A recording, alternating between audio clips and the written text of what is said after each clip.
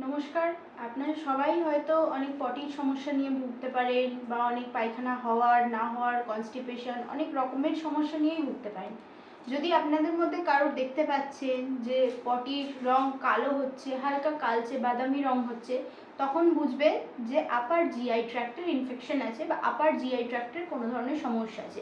মানে ধরুন ছোট নাড়ি বা খাদ্যস্থলী এই ধরনের কোনো সমস্যা আছে, সেখান থেকে যখন ব্লিডিং বা সেখানে কোনো ধরনের আলসার বা কিছু হলে সেগুলোকে এই ধরনের পটি হলে সেগুলো কালো বা বাদামি রঙের হয়। এরপরে আসবো হচ্ছে আর এক ধরনের হয়, যদি আপনার পটির সাথে দেখছেন যে ছিপছিপ রক্ত পড়ছে, কাঁচা রক্ত পড়ছে, তখন বুঝবেন যে লোয়ার জিআই ট্র্যাক্ট ইনফেকশন হচ্ছে। তার মানেটা কি? তার মানে যে বড় নাড়ি আছে বা বড় পিত্তস্থলী আছে সেইগুলোর মধ্যে থেকে যখন ব্লিডিং হচ্ছে, যে কোনো আলসার হচ্ছে, সেগুলোকে বলছি আমরা হচ্ছে লোয়ার জিআই ট্র্যাক্ট ইনফেকশন।